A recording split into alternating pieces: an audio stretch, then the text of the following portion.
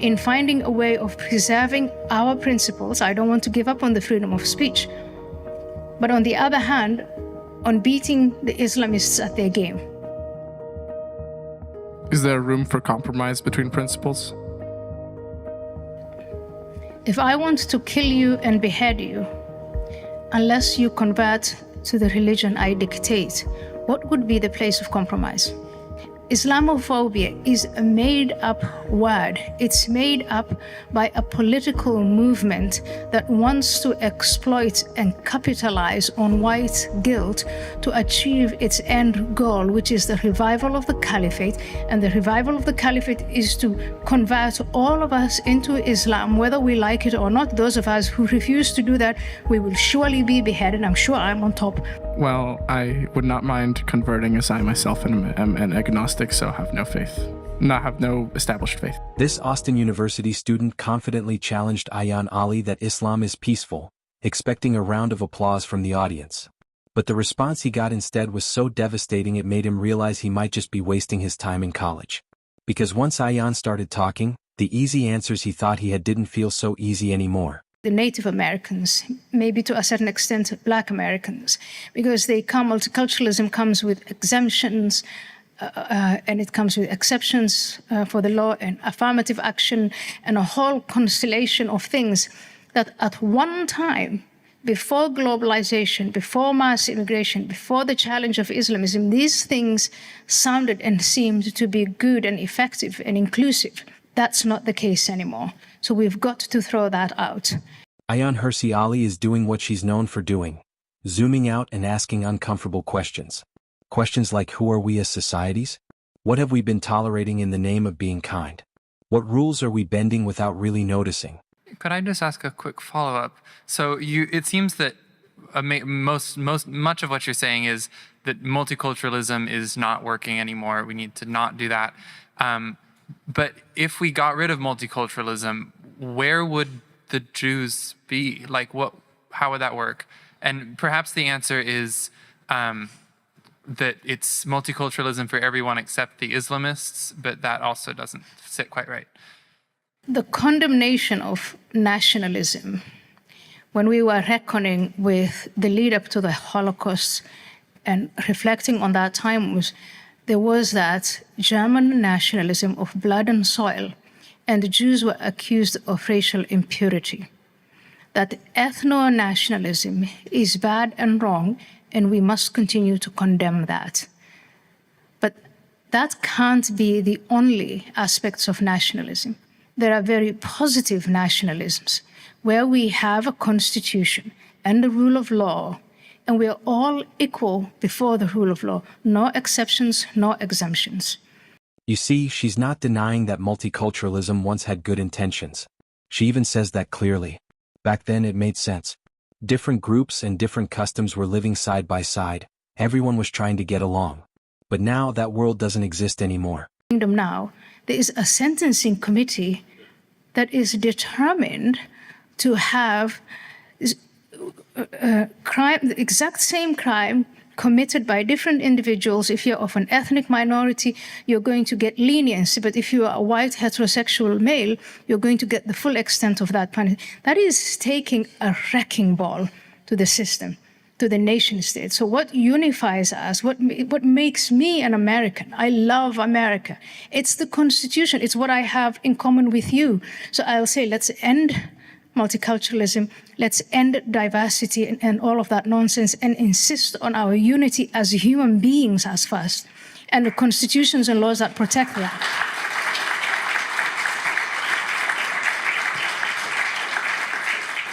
So just to clarify, that would be like allowing Jewish culture to exist, but not using like DEI to raise it above other cultures, and not using DEI to raise any one culture above others, like we're currently doing to some extent.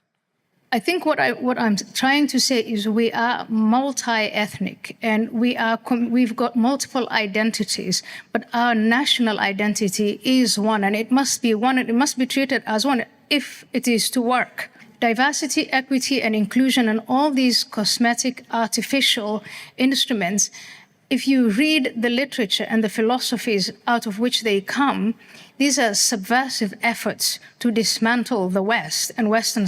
It's unfortunate that mass immigration, globalization, and political Islam has changed the equation. What worked when differences were small doesn't work when the differences come with demands for legal exceptions. And that's the part that makes people uncomfortable because it forces you to admit something might be broken. We have a merit-based system. And if I just got offered an amazing job, I read through all of the points and I want it, but I came to the conclusion, I can't do it. I don't have the skill set.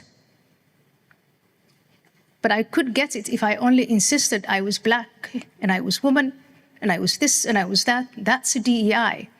And if you eliminate meritocracy, then what makes this society different from all the other corrupt societies where people get to the top because of who they're related to and who they know and who their blood ties are with? And a society that decides to go down that path of giving positions of power and privilege and so on according to identity, that's a society that's going to not last for long. We wouldn't be able to compete with China. We wouldn't be able to compete with other countries, I'm afraid. So I think maybe we should say, let's learn from Israel. Israel as a nation state, I think it was Dan Senor who wrote that book, Startup Nation. That startup nation is flourishing. I was impressed. I was there last week on Tuesday, and I was impressed by, it was nearly midnight when I came from the airport, and there were young women walking the streets, alone, sometimes in pairs, sometimes more, almost at midnight in Jerusalem. And I remarked on it. I asked the driver, how is that possible? And he said, in Israel, women can walk the streets any time of night or day unaccompanied. They have nothing to fear. That is a nation state that honors the social contract between those who govern and those who are governed. Because the most important function of a government is to keep her citizens safe. And now in Europe and in America, sadly, girls are not safe. And Jews, I just told you, I mean, they're saying there's this impending doom. Our Jewish fellow citizens don't feel safe. That social contract is broken, and we better repair it quickly. You can almost imagine the student listening, nodding at first because none of this sounds hateful. It sounds practical. Like realizing a system you once liked isn't doing the job anymore. Ayaan explains that multiculturalism created loopholes, exemptions, special rules. And those loopholes are being abused by Islamists, not by ordinary people just trying to live their lives, but by organized movements that understand Western guilt better than the West does. Hi, I wanted to say I loved your jacket, and I also wanted to ask, Thank you. are there any lessons from your recent conversion to Christianity that might be applied to the West and the absence of Judeo-Christian values, and how might any lessons there help us combat anti-Semitism? I get a lot of questions about my conversion to Christianity, and I always think, what if I didn't even exist, let alone convert to Christianity?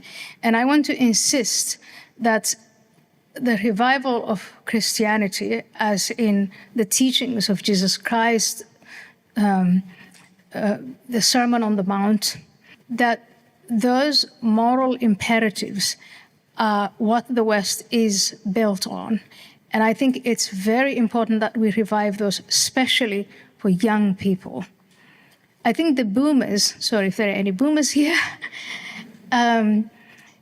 my criticism of the boomer generation is that they enjoyed the institutions that their forefathers fought for and died for, and then squandered it.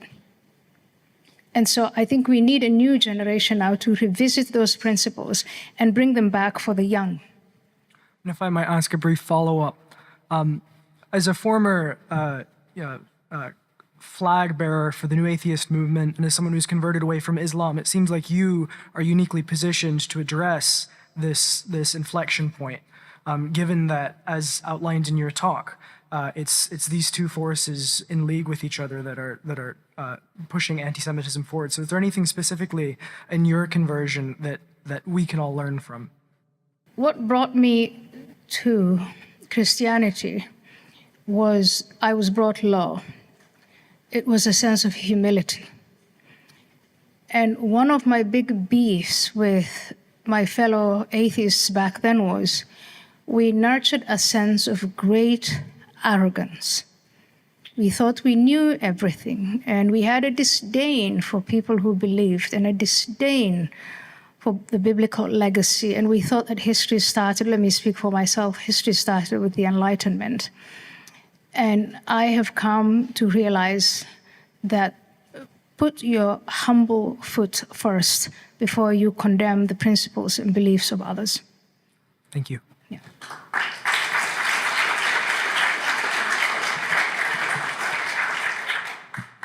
I would like to reiterate the thanks for your time here. You know how people get angry when they feel pushed out of their own space? When their kids' schools change overnight? When speaking up gets them labeled as racist? The thing is, when working-class communities complain, they're instantly dismissed. And once that happens, trust collapses. This is the part where a student walks up to the mic with a very controversial claim about Islamic terrorism. The thanks for your time here at the University of Austin. What I wanted to ask you was, you speak of Islamophobia and classes like Black Studies as phony ideological things, but I was curious as to what makes them different. What makes white supremacy different, or like Islamophobia so different from anti-Semitism, as there, we did import many African slaves that died in the millions, and so did South American countries even more so. We did force Native Americans on forced marches and genocide. There are Muslims being massacred in China today. So what makes anti-Semitism so different? Two things. One is we have reckoned in America and in Western European countries, we've had a great reckoning with our past. We've addressed the fact that we engaged in slavery, we fought a war, we ended it. We had segregation, we had another major fight, we ended it. We had the civil rights movement. We brought women out of, and by the way, in fighting for all of those emancipations, the people who were heading these fights were constantly quoting from the Bible. They were believing Christians and they were inspired by their Christianity. So number one, we had that reckoning. Number two, anti-Semitism is the oldest hatred in humanity, and you find it, believe it or not, across the entire world. What made the West different after they nearly exterminated their Jews was to have that honest look in the mirror and reckon with what they did. And then those campaigns to end it. Islamophobia is a made-up word. It's made up by a political movement that wants to exploit and capitalize on white guilt to achieve its end goal, which is the revival of the caliphate. And the revival of the caliphate is to convert all of us into Islam, whether we like it or not. Those of us who refuse to do that, we will surely be beheaded. The student's original claim loses grounds the moment Ayaan says the real fight is cultural and psychological. Now let's see how they're going to take it when she switches camp to Islamophobia. These Western, part of subversion, this is just a guest speech, but I wish that at some point someone here could start a lecture series on subversion, on active measures, on asymmetric warfare. That would get you interested in what it is that the Islamists are doing and how they've become so successful against these great nations with this incredible military and economic structures, and yet the Islamists are winning. Islam is spreading. They're doing better today than they were doing in 2001 after they hit us and we invaded Afghanistan. They've got Afghanistan back. They have Iraq back. They have Syria. And these Muslim governments are they're shaking in their boots. They're worried about what could happen to them because of the Islamist movement, and that's why the Islamist movement came here. And they're exploiting principles like freedom of speech, freedom of religion, freedom of association, and so on. And of course, these progressive movements that we have here, we've got to understand that, and we've got to become really creative in finding a way of preserving our principles. I don't want to give up on the freedom of speech. But on the other hand, on beating the Islamists at their game. Is there room for compromise between principles?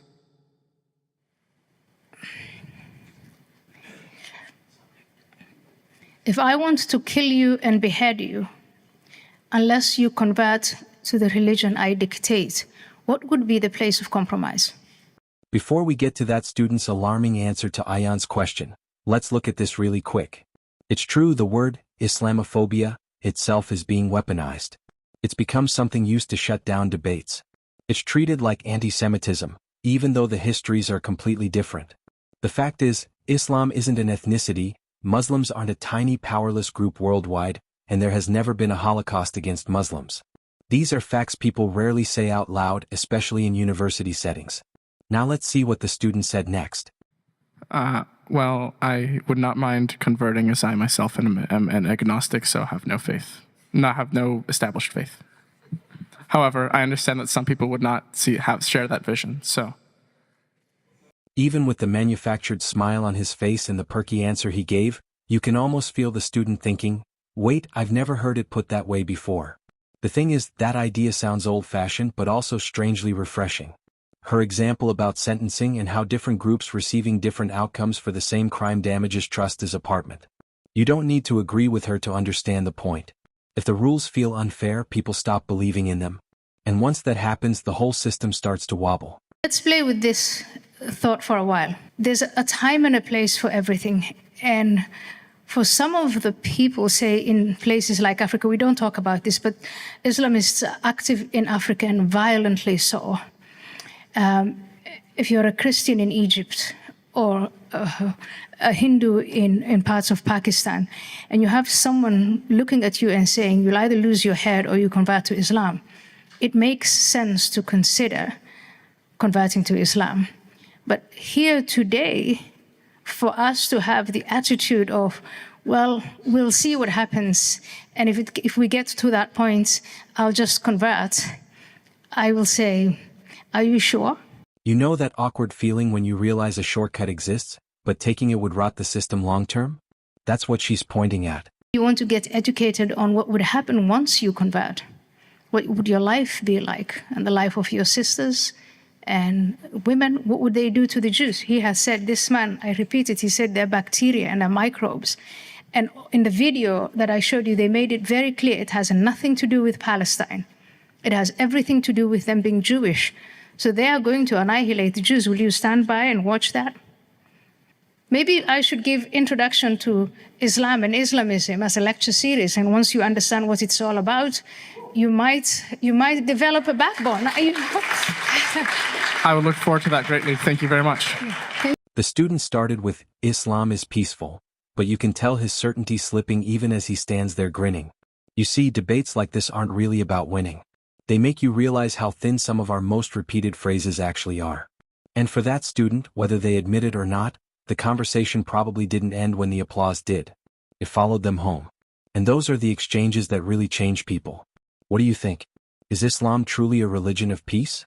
We'd like to have your thoughts in the comments below. Don't forget to like and subscribe.